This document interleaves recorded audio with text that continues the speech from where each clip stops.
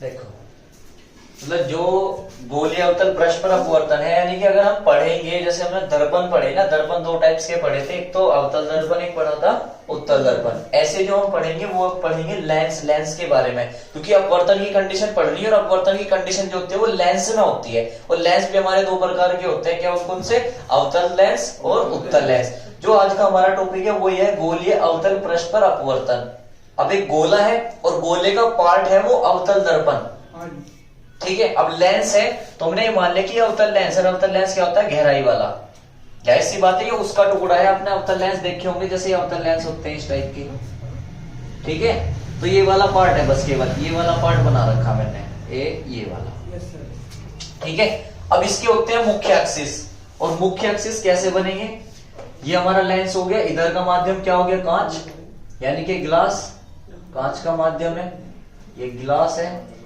और गिलास क्या है? इधर का जो माध्यम है वो है वायु, इट मींस एयर।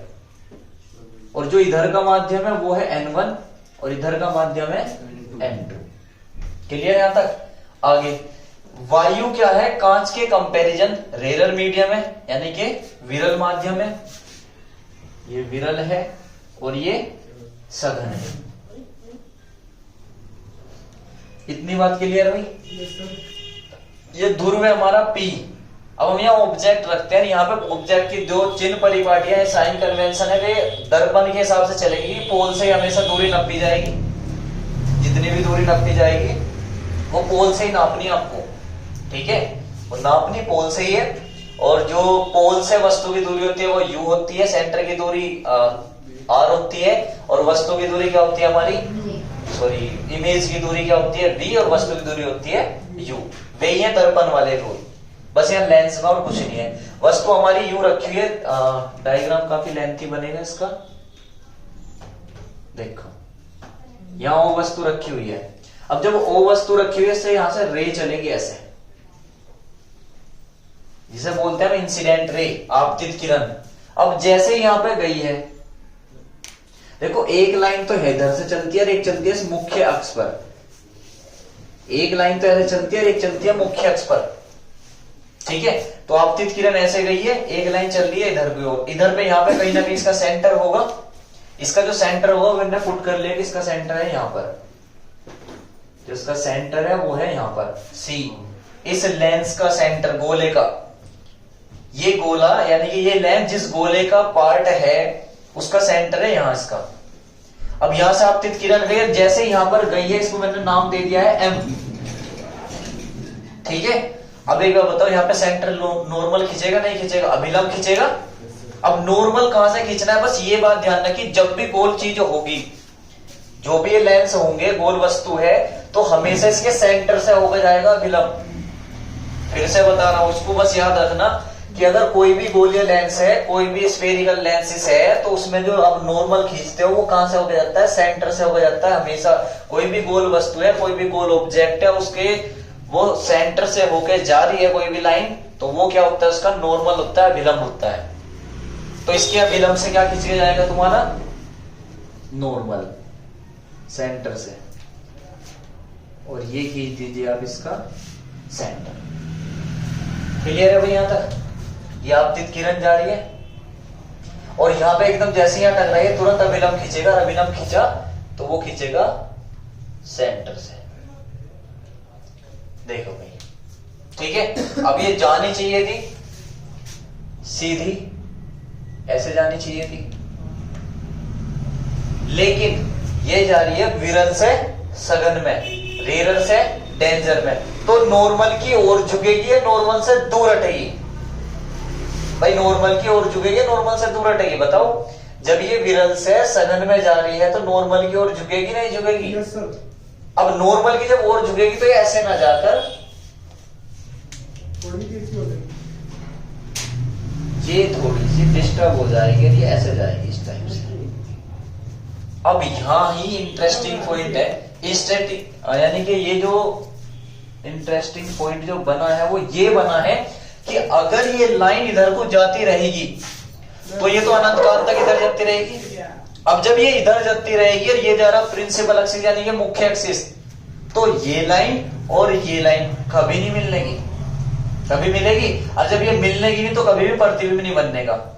इमेज जब बनता है जब मुख्य एक्सिस यानी कि प्रिंसिपल एक्सिस और ये वाली रिफ्लेक्शन या रिफ्रैक्शन के बाद जो लाइन मिल जाए, हमारा इमेज तब बनेगा जब इस लाइन से ये वाली लाइन मिल जाएगी तो इमेज बन जाता है।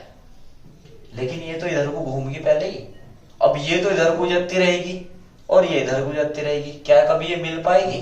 नहीं। जब मिल नहीं पाने की तो कभी भी इमेज नहीं बनने का, तो रियल इमेज नहीं बनने का। तो जो हमारे कॉनकेव लेंस होते हैं यानी कि ये अवतल लेंस होते हैं, ये हमारा वर्चुअल इमेज बनाते हैं, आभासी प्रतिबिंब बनाते हैं। कभी मिलने की तो है नहीं, तो हम क्या करेंगे, इसके हिस्से को पीछे की ओर बढ़ाएंगे ऐसे, जो ये जा रहा है इसके हिस्से को पीछे की ओर बढ़ाएंगे ऐसे कि कहीं ना कहीं ऐसे जा रहा होगा ये ऐसे। और जैसे यहां मिला, पड़े ही वास्तविक प्रतिबिंब नहीं बना, लेकिन यहां पे इसका इमेज बन जाए, क्योंकि ये वाली लाइन और ये आफ्टर रिफ्रैक्शन या रिफ्लेक्शन जहां भी मिली है वहां इसका प्रतिबिंब बन जाता है इमेज।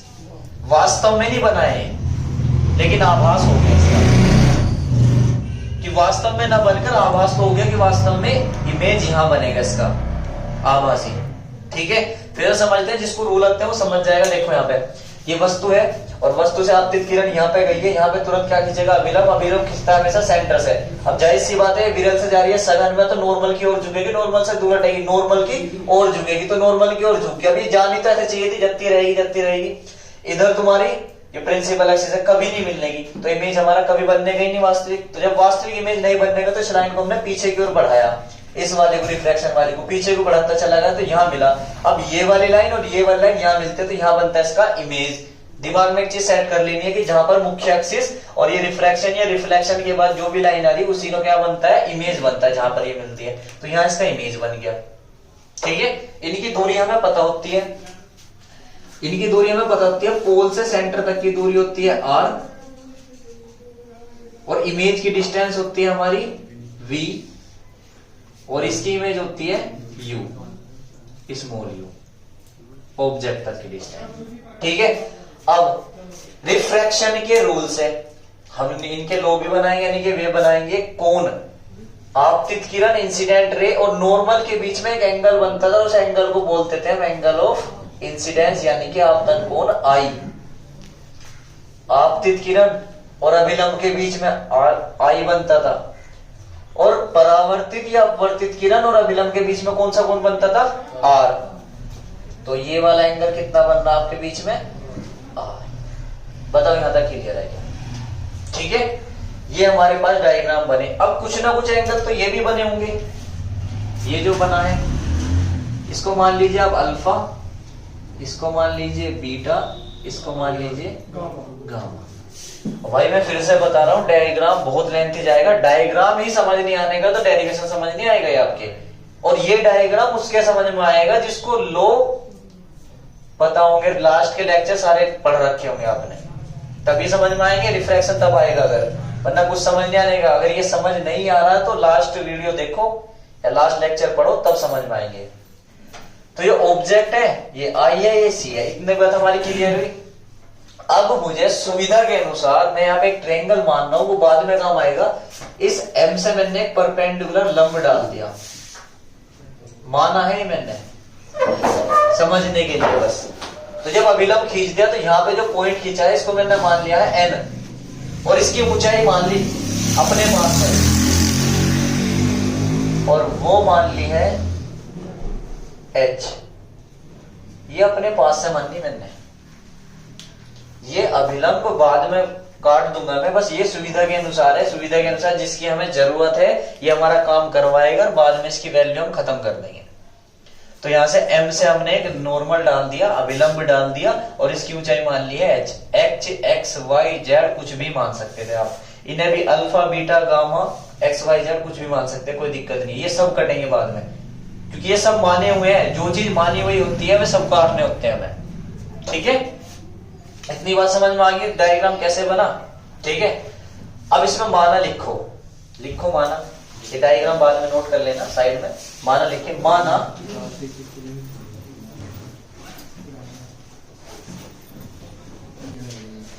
चित्रानुसार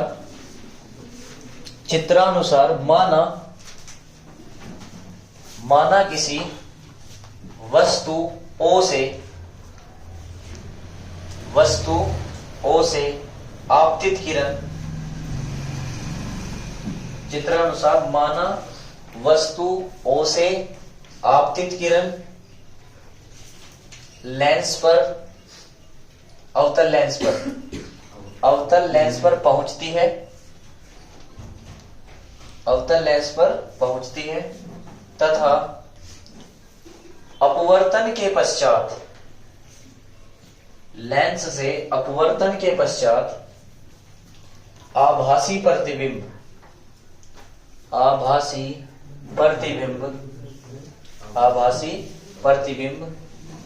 आई बनाती है, तथा अपवर्तन के पश्चात आभासी प्रतिबिंब आई बनाती है।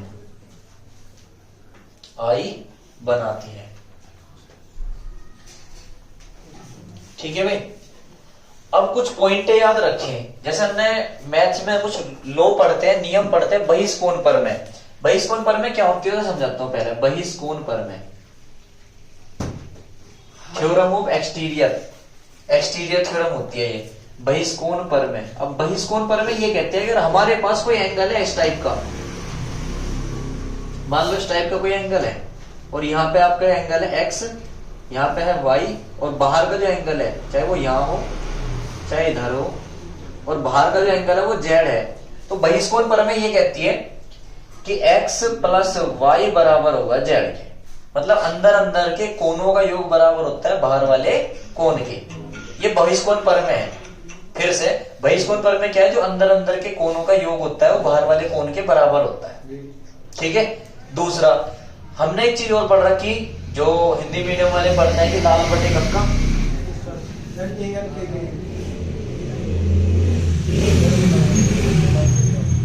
ये लंब बटे कर्ण किसका होता है, साइन का, ये कोस का, और ये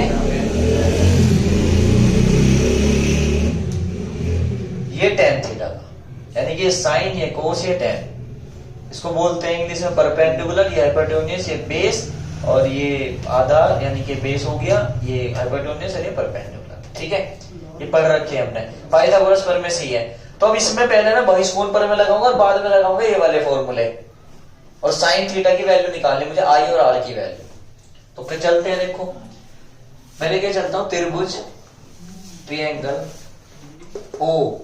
अब ध्यान देना यहाँ पे ओ एम सी, ध्यान देना फिर से, यहाँ पे नहीं ध्यान होगा तो कुछ समझ नहीं आने का, बता रहा हूं फिर से। ओ एम सी, तो हमने लगाया ओ एम सी में बहिष्कोण पर में से। एग्जाम में या तो ये आएगा अवतल या आएगा उत्तर, आता जरूर है। ठीक है, तो ओ एम सी में बहिष्कोण पर में से, बहिष्कोण पर में देख लो आप, ओ है, एम है, सी है, तो आपने ट्रायंगल लिया है ओ एम सी। अब इसमें अंदर के कोण कौन से, एक तो अल्फा है, और अंदर ही कोण बना हुआ है आई, और बाहर कोण बना हुआ है गामा। तो हम ये लिखेंगे कि इसमें alpha plus i equal to gamma. बताओ यहां तक समझ में आ गया? एक्सटीरियर थ्योरम यानी कि बहिष्कोण पर में से अंदर एक कोण देखेंगे कि अल्फा, फिर अंदर कोण हो गया आई, और बाहर वाला कोण हो रहा गामा। तो तीनों की कंडीशन हो गया हमारे पास, यानी कि अल्फा और अंदर का कोण बन गया आई, और तीसरा बन गया तुम्हारा गामा। तो दोनों का अंदर कोण बराबर हो गया बाहर वाले कोण के। ठीक है। तीसरी बात, यहां से आप आई की वैल्यू निकाल लें। अब स्पेस कम है, तो स्पेस कम होने के लिए मैं यही कर रहा हूं, आई इक्वल टू गामा माइनस के अल्फा, और इक्वेशन मान दिए मैंने इसको फर्स्ट। आई की वैल्यू आ गई, अब आर की निकाल लो। आर की निकालने के लिए मैं क्या करता हूं, त्रिभुज लेता हूं आई एम सी। चलते हैं, त्रिभुज ट्रायंगल आई एम सी में बहिष्कोण पर में से। अब जब बहिष्कोण पर में लेके चलेंगे, किस किस में चल रहे हैं हम, आई और एमसी में, तो एम यानी कि अंदर अंदर ये कोण है बीटा और ये कोण है आर और बाहर का कोण है गामा। तो beta plus r equal to gamma. और यहां से आप वैल्यू निकाल दीजिए किसकी, आर की। तो जब आर की वैल्यू निकाल लेंगे तो आर की वैल्यू बन जाएगी हमारे पास ये वाला गामा माइनस के बीटा। माइनस को बना देंगे, आर की वैल्यू निकल ली बेटे, तो गामा यही रहेगा, बीटा को उधर लेंगे तो माइनस का बनेगा। और इक्वेशन बन गया आपके पास ये सेकंड। अब आई और आर के आगे हम यहां पढ़ रहे अपवर्तन। तो अपवर्तन का लो ये है कि जो स्नेल्स का नियम था वो था साइन आई अपॉन में sine r equal to n. तो स्नेल्स के नियम से, स्नेल के नियम से, अब स्नेल्स का नियम ये कहता है हमारे पास कि sine i upon sine r equal to n. ठीक है, अब यहां पे वैल्यू रखो। वैसे साइन आई है, sine r equal to n होता है, 1 and 2 यानी कि एन होता है। हम यहाँ पे एक चीज चेक कर रहे हैं, जो एंगल बनते हैं आई और आर वो बहुत छोटे एंगल बनते हैं।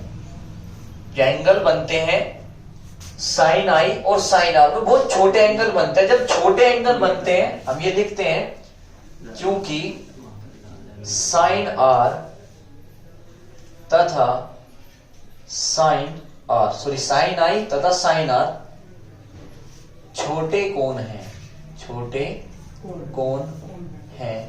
अतः जब ये छोटे कोण है तो साइन आई को तो मान लेते हैं हम आई और साइन आर को मान लेते हैं हम आर। तो जाहिर सी बात है साइन आई को हम मान लेते हैं कि साइन आई तो हो जाएगा आपके पास आई एंड साइन आर हो जाता है आपके पास आर। तो साइन आई बन जाता है आई और साइन आर बन जाता है आर। जब साइन आई को तो आपने आई मान लिया और साइन आर को मान लिया आर, तब नाउ कि आई अपॉन में आर इक्वल टू क्या बनेगा एन। जाहिर सी बात है भाई, आपने जब साइन आई को तो आई मान लिया है, साइन आर को क्या मान लिया है, साइन आर को क्या मान लिया है आर, तो आपके पास बचेगा I upon R equal to N. हम यहां देख सकते हैं कि आई को यही छोड़े तो आर की इधर गुना बन जाएगी एन इंटू आर, और इसे इक्वेशन पुट कर लिया हमने। और इस वाले इक्वेशन में आई और आर के मान रख दीजिए आप। आई और आर के मान समीकरण थर्ड में रखें, तो आई तथा आर के मान थर्ड में रखने पर, तो इनके मान रखेंगे इनके। अब मान रखवाएं इसके लिए, आई की वैल्यू है तुम्हारे पास गामा माइनस के अल्फा इक्वल टू एन, और आर की वैल्यू है गामा माइनस के बीटा। इन्हें एक काम करें, आप एन के अंदर वैल्यू गुना मल्टीप्लाई करते तो गामा माइनस के alpha equal to n gamma minus के एन बीटा। एन की मल्टीप्लाई कर दी, गामा वाले एक साइड ले जाएं और बाकी एक साइड। जब एन बीटा को इधर लाएंगे, एन बीटा को इधर लाएंगे तो ये बनेगा प्लस का, तो एन बीटा और माइनस के alpha equal to n gamma, और ये इधर जाएगा तो माइनस के गामा, और ये बन गई हमारे पास इक्वेशन। फिर से समझे, हमने क्या किया है, गामा वालों को एक साइड ले गए, तो इधर बन रहा है तुम्हारा एन गामा यू का तो, और जब गामा वाला इधर जाएगा तो ये वाला गामा इधर जाएगा माइनस का, फिर इधर माइनस के अल्फा एज इट इज, इधर माइनस के एन बीटा इधर जाएगा तो प्लस का, तो एन बीटा माइनस के alpha equal to n gamma minus के अल्फा। और ये मान लीजिए अब इक्वेशन नंबर 4। यहां तक हमारे पास वैल्यू आ गई है। अब बस आगे का काम इतना करना है आपको कि आप अल्फा बीटा गामा की वैल्यू निकालनी है। अब अल्फा बीटा गामा की वैल्यू निकालने के लिए आपके पास एक ऐसा फॉर्मूला चाहिए जिसमें कोण भी आता हो और आधार भी आता हो। अब जाहिर सी बात है, ऐसे तो हमारे पास ये फॉर्मूले हैं कि साइन थीटा भी लगा सकते हैं, कोस थीटा भी, tan थीटा भी, लेकिन मैं यहां पर अगर ये लगाऊं साइन थीटा, तो लंब बटे कर्ण लगेगा। अब लंब तो ये है लेकिन कर्ण तो ये तिरछी भुजाएं, इनकी तो दूरी मुझे पता ही नहीं है, तो साइन तो हमारा लगता है, लगने का नहीं। जबकि अगर मैं बात करूं कोस की, अगर हम बात करें कोस की, तो कोस थीटा क्या होता है? आधार बटे कर्ण। तो आधार तो है लेकिन कर्ण इसमें भी नहीं पता मुझे, तो फिर कोस वाला भी नहीं लगता। अब तीसरा है tan थीटा बराबर लंब बटे आधार। तो लंब हमने मान रखा पहले, इसके लिए भी लंब ये बन जाएगा, इसके लिए भी लंब ये बन जाएगा, और इसके लिए भी लंब ये बन जाएगा। आधार की दूरी हमें पता होती है, तो फिर हमारे पास केवल लगेगा tan थीटा वाला।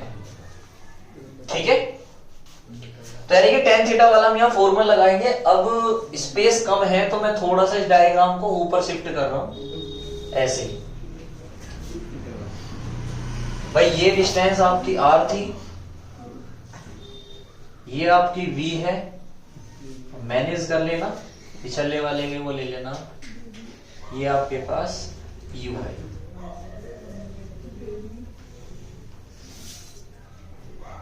ये डिस्टेंस हमने निकाल ली। ठीक है, अब इन सब की वैल्यू अल्फा बीटा गामा की वैल्यू निकालने के लिए हम इस फॉर्मूले में चलते हैं। फॉर्मूले में चलेंगे तो हम tan थीटा वाला पता लग गया होगा, tan थीटा क्यों लगा रहे हैं। तो त्रिभुज लेते हैं हम, त्रिभुज, और त्रिभुज लेंगे OMN में। जब OMN ले रहे हैं और tan थीटा वाला फॉर्मूला बता दे क्यों लग रहा है, तो यहां पे लगाएंगे tan थीटा में tan, स्पेस कम है तो थोड़ा छोटा छोटा लिख के दिखा रहा हूं। tan थीटा बराबर होता है तुम्हारा, यानी कि परपेंडिकुलर लंब बटे आधार, यही तो होता है। अब यहां लगाएंगे कि tan थीटा कितना हमारा अल्फा, लंब कितना है हमारा यो h, और आधार n से o तक की डिस्टेंस कितनी है u। जो n है वो बिल्कुल p के पास है, तो n को ही क्या मान लेंगे, p मान लेंगे। तो o से n तक की डिस्टेंस या p तक की डिस्टेंस कितनी है आपके पास, u, तो हमने u रख दिया। अब जाहिर सी बात है यार, जब छोटे कोण मान लिया, जैसे हमने साइन आई को तो आई मान लिया, साइन आर को आर मान लिया, ऐसे ही हम क्या कर लेंगे, tan अल्फा को केवल अल्फा मान लेंगे। tan अल्फा को क्या मान लेंगे, अल्फा। तो हमारे पास ये निकल के आती है value alpha equal to h upon में u। बट यहां थोड़ी सी कमी कर दी आपने। कमी ये होगी कि h तो ठीक है प्लस में, लेकिन सर पोल से आप इधर को चले हो, तो साइन कन्वेंशन ये कहता है जब आप इधर को चलोगे इसके अपोजिट डायरेक्शन में, तो दूरी ली जाएगी निगेटिव में, तो u क्या बन जाएगा, माइनस के। तो हमारे पास अल्फा की डिस्टेंस आ जाती है ये, तो अल्फा इक्वल टू बन गया h अपोन में माइनस के u। h सही है, ऊपर की ओर चल रहा। दूसरा और निकालते हैं। अब दूसरे वाले त्रिभुज में निकाल लीजिए। दूसरे वाले त्रिभुज में बीटा की निकाल ले, तो त्रिभुज ले लेंगे हम IMN में। अब IMN लेंगे तो IMN में, जब IMN लेंगे तो ले लीजिए आप tan थीटा, थीटा कितना है आपका, बीटा, लंब बटे आधार, लंब कितना है h, आधार कितना, पोल से I तक, पोल से I तक कितना लगेगा ये तुम्हारा, यानी कि IP या IN मान लीजिए, ये कितनी डिस्टेंस है v। तो ये भी क्या बन जाएगी, कि छोटे कोण है तो हम क्या मान लेंगे, beta equal to h upon में v, और पोल से आप इधर की ओर चले हो तो ये भी रह जाएगा माइनस का। ये आ गई बीटा की वैल्यू। ठीक है, अब तीसरा केस बचता है, तीसरा केस हमारा गामा। तो अब ले लीजिए आप त्रिभुज CMN में, वो क्या रहेगा आपका, tan गामा इक्वल टू, यही तुम्हारा लंब, लंब कितना है इसके लिए भी h, और आधार कितना है, सॉरी आधार हाँ r है, यहां पे चेक कर लेंगे। तो gamma equal to h upon में r, और r इधर को चले आप तो माइनस के r, और ये आ गया तुम्हारा गामा की वैल्यू। तो अल्फा बीटा गामा की वैल्यू आपके पास आ चुकी है। आप इक्वेशन नंबर 4 में रखिए और बस आपके पास फॉर्मूला आ जाएगा।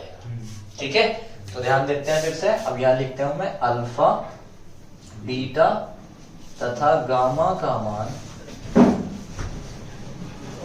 4 में रखने पर, स्पेस कम है इसलिए छोटा छोटा लिख रहा हूं। ये डायग्राम बड़ा ही बनाना, डायग्राम बड़ा ही बनेगा, वो लास्ट में पीछे जाकर क्रॉप करके देख लेना। अब अल्फा बीटा गामा के मान इसमें रखेंगे तो n, as it is. Beta है फिर, और बीटा की वैल्यू है एच अपोन में माइनस के वी, तो रखो यहां पे एच अपोन में माइनस के वी, फिर माइनस अल्फा, अल्फा की वैल्यू है एच अपोन में यू, और वो भी माइनस के।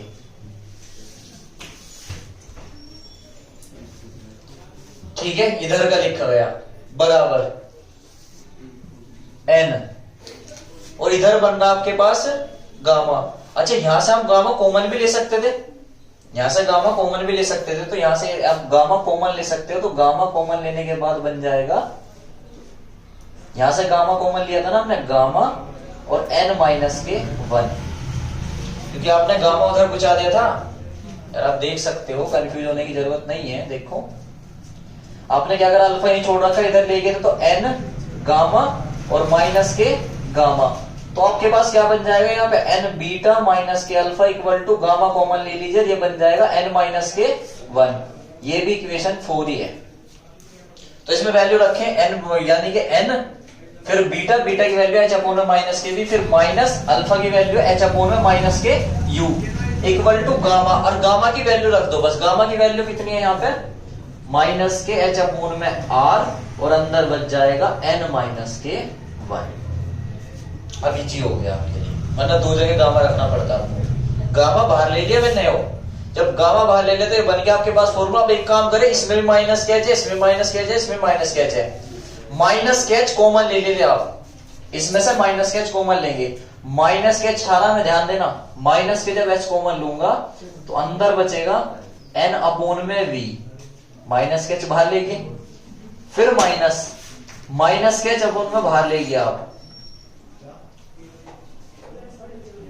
1, क्योंकि h तो बाहर ले गए, माइनस के बाहर ले गए तो खत्म, ये माइनस यहीं रह गया, इक्वल टू माइनस के h अपोन में r और n माइनस के 1, माइनस से माइनस कैंसिल, h से h कैंसिल। अब आपके पास केवल फॉर्मूला बचता है n अपोन में v minus 1 upon u equal to n minus 1 upon में r, और ये ही इसका अभिष्ट संबंध है।